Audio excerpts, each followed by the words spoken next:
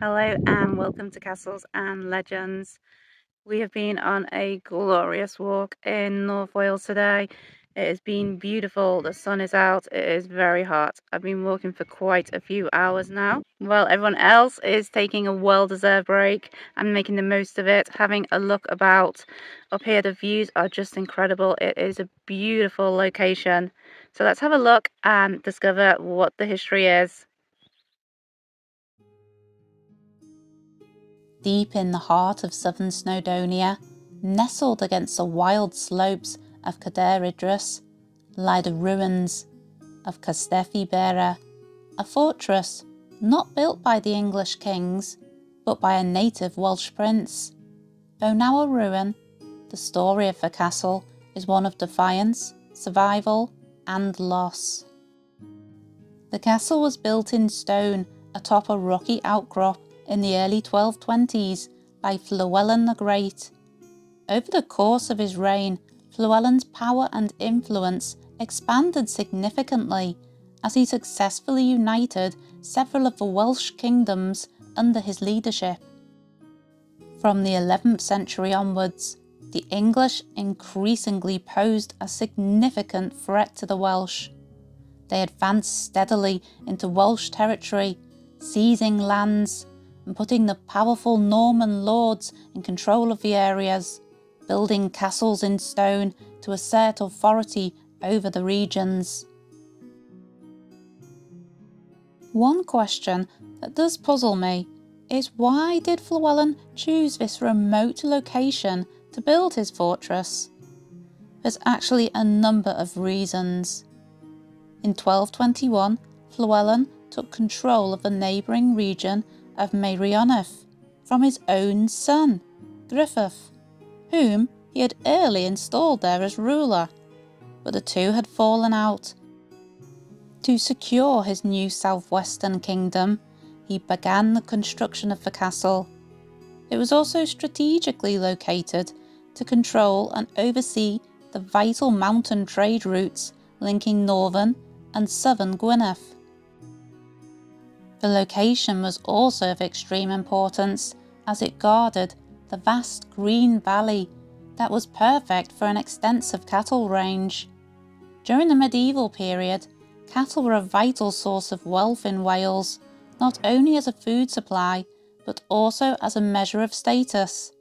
Unlike the more arable farming practices of the English, the Welsh economy was largely pastoral, with livestock, especially cattle.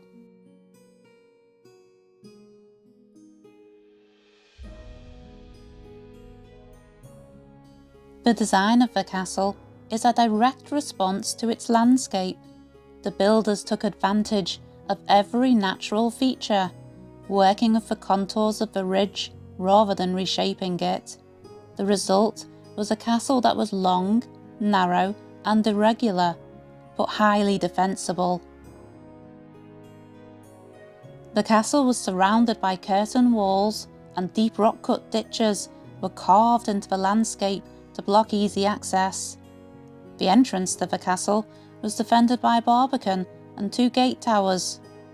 In the courtyard are the remains of various domestic buildings and a large well, which was of vital importance in case of a siege to have a water supply.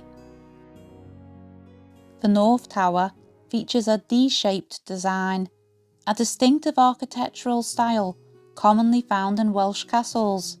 It is believed that the tower may have originally housed either a hall or a chapel. Unusually, for an early Welsh castle, there is evidence of decorative features. These include carved sculptures, decorative floor tiles, and stained glass windows. Such embellishments are rare in native Welsh castles of the period, making the castle particularly notable. In fact, it is the only known example, aside from Criccieth Castle, to display these kinds of ornate elements. In 1255, Llywelyn's grandson, known as Llywelyn the Last, took power and is thought to have extended the castle by adding the southern D-shaped tower. Unlike the northern tower, the southern tower is completely detached from the main structure of the castle and is perched dramatically on a cliff edge. Designed as a self-contained and self-sufficient stronghold, the South Tower likely served as a refuge and final defensive position in the event of a siege.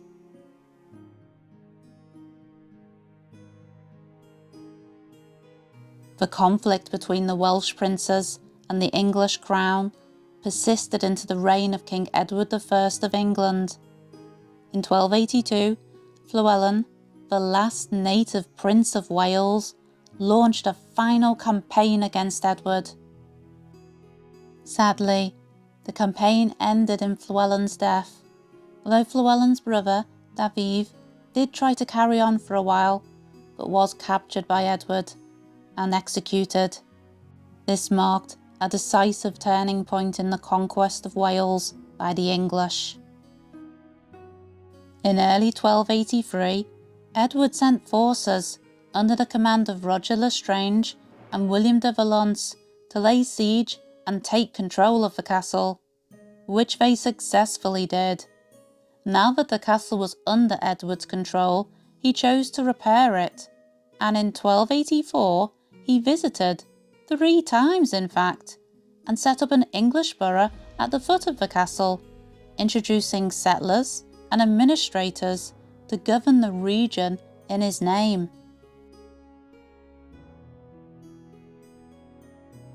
In 1294, a major Welsh uprising erupted under the leadership of Madoc ap Llywelyn, who considered himself the rightful Prince of Wales. By late October, the castle was under siege by Madoc's forces. The ultimate fate of the castle remains uncertain. Perhaps Madoc succeeded in capturing it and chose to burn it to prevent it from falling back into English hands. Or maybe, after the revolt ended, the English simply decided not to invest in repairing the damaged castle and borough. Perhaps we may just never know what truly happened. The site was never reoccupied or restored, and within just a few years, the castle had fallen into complete ruin, left untouched for centuries. Over time, the abandoned stronghold became shrouded in legend and superstition. Among the most enduring tales is that of hidden treasure buried beneath the ruins, treasure that, according to folklore, will only be revealed when a true Prince of Wales, descended from the ancient line of Gwynedd, returns to reclaim the land. Local folklore also tells of a ghostly sentry who is sometimes seen at twilight pacing along the ruined wall lines of the castle. Dressed in a cloak, with a sword at his side, he is said to be one of Llywelyn the Great's men who refused to abandon his post, even in death. According to the tale, he appears only when danger threatens the land. Another whispered tale speaks of a woman in white who wanders near the southern end of the ruins. She is said to have been the wife or lover of a slain Welsh warrior. She reportedly appears at dusk, standing on the ruined southern tower, staring out over the valley in silence.